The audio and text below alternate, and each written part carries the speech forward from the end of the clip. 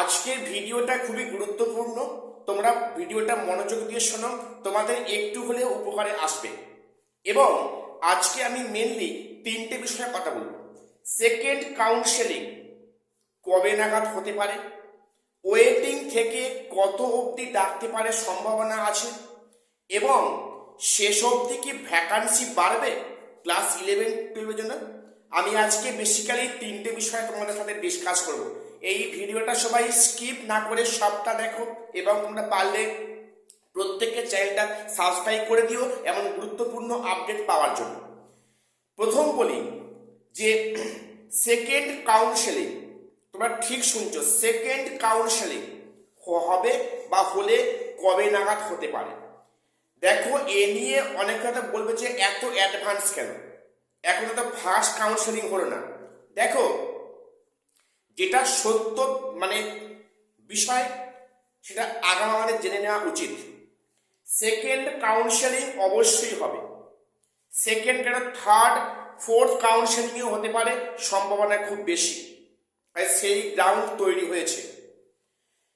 First counselling যত advance হবে তাহলে কিন্তু সেকেন্ড এবং থার্ড কাউন্সেলিং হওয়ার সম্ভাবনা ততটাই বেশি হবে। দেখো, ফার্স্ট কাউন্সেলিং সম্ভবত ফেব্রুয়ারি 23-24 থেকে আরম্ভ হচ্ছে, এবং সেখানে জয়েনিং শুরু হচ্ছে মার্চের ফার্স্ট উইক থেকে। তাই যদি হয় তাহলে কিন্তু ফার্স্ট কাউন্সেলিং হয়ে যাওয়ার পর যখন জয়েনিং প্রক্রিয়া হবে তখনই কিন্তু পরে পরে সেকেন্ড কাউন্সেলিংয়ের জন্য বিজ্ঞপ্তি আসবে। সেকেন্ড কাউন্সেলিং অবশ্যই হবে, থার্ড কাউন্সেলিং ফোর্থ কাউন্সেলিং হওয়ার সম্ভাবনা খুব বেশি। তবে হয়তো কাউন্সেলিং 5-6টা হবে না, কিন্তু কাউন্সেলিং সেকেন্ড থার্ড ফোর্থ হওয়ার সম্ভাবনা খুব খুব বেশি। কেন, আমি সে নিয়েও আলোচনায় আসছি।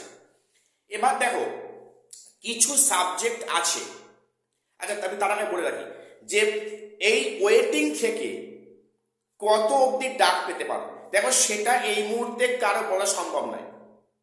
অ্যাকচুয়ালি বাস্তবিক কি হবে এবং সেটা কত অবধি ডাকবে এখন এই মুহূর্তে বলা সম্ভব নয়।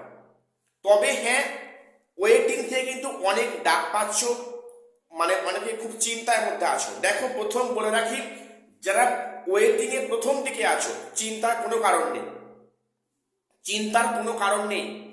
যারা একদম শেষের দিকে আছো তাদের হয়তো চিন্তার কারণ আছে, তবে চিন্তা করে লাভ নেই, যেটা হওয়া সেটা অবশ্যই হবে। সে চিন্তা করো বা চিন্তা না করো। তো এখানে কিন্তু ওয়েটিং থেকে প্রচুর সংখ্যক ডাকবে। কেন বলছি, দেখো, কিছু সাবজেক্ট আছে যেটা অনলি ফর ক্লাস 11-12, যেটা 9-10 নেই। সেই সাবজেক্টে ইন সার্ভিস 2016 যারা ওয়েটিং এ পড়ে গেছে, ওয়েটিং এর শেষের দিকে আছে, তাদের কিন্তু ডাকার সম্ভাবনা বেশি। তাদের ডাকলে কিন্তু কখনোই র্যাঙ্ক জাম্পিং এবারে হবে না, সে স্কোপ থাকবে না কিন্তু। কাজেই সেই র্যাঙ্কের আগে যারা আছে তাদের সবাইকে ডাকতে হবে। কাজেই আমি দেখেছি এমন অনেক আছে, আমার জানাশোনা আছে যে ইন সার্ভিস কিন্তু তারা অনেক পিছিয়ে গেছে ওয়েটিং এ।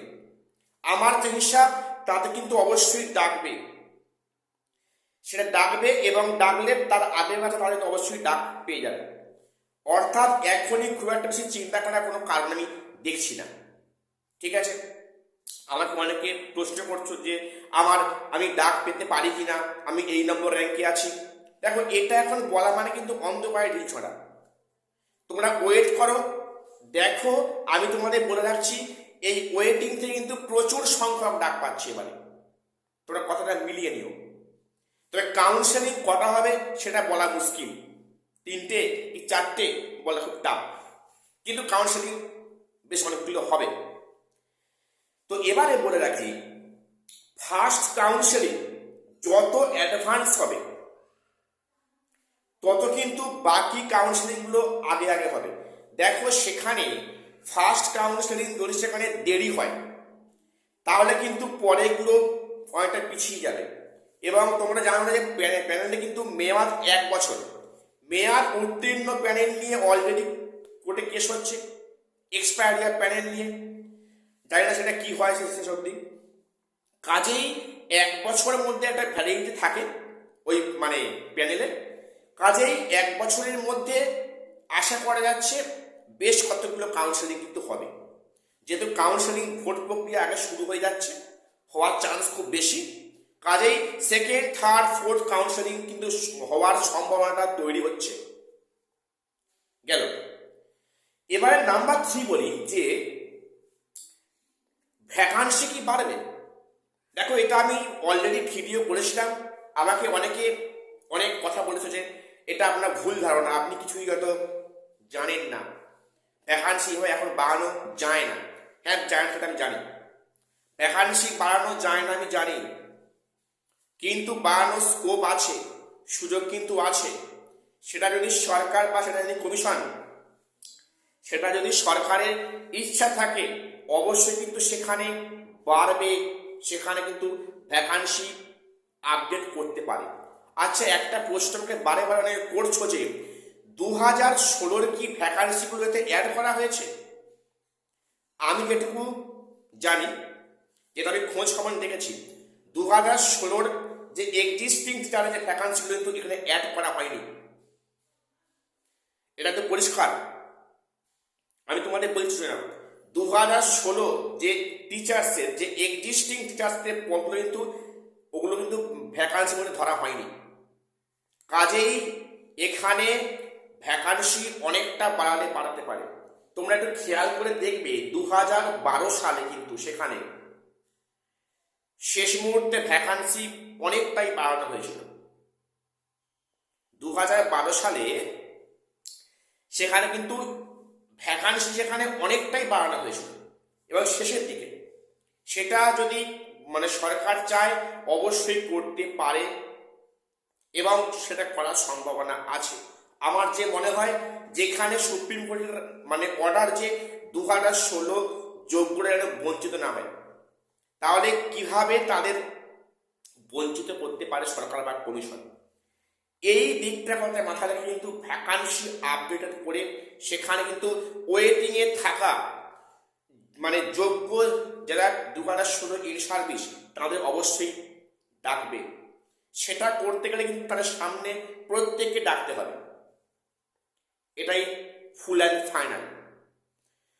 তো এখন দেখার বিষয় যে কাউন্সেলিং বিজ্ঞপ্তি কবে আসে। আগামীকাল পরশু কিন্তু আসার চান্স খুব বেশি। প্রত্যেককে কমিশনের ওয়েবসাইটটা একটু ফলো রাখো, আর সবাই এই চ্যানেলটা সাবস্ক্রাইব করে রাখো। এখানে এসএসসি এবং পিএসসির গুরুত্বপূর্ণ আপডেট সঠিক সময় আমি তোমাদের সামনে প্রোভাইড করে থাকি। এবং সবাই খেয়াল রাখো এবং দেখো যে কমিশনের ওয়েবসাইটে বিজ্ঞপ্তি কবে কখন আসে। তো আজ একটু আমার আপডেট দেওয়া ছিল। প্রত্যেকটা চ্যানেলটা সাবস্ক্রাইব করে দিও এবং গুরুত্বপূর্ণ আপডেট পাওয়ার জন্য। আর শেষ করছি, দেখা হচ্ছে পরে কোনো ভিডিওতে।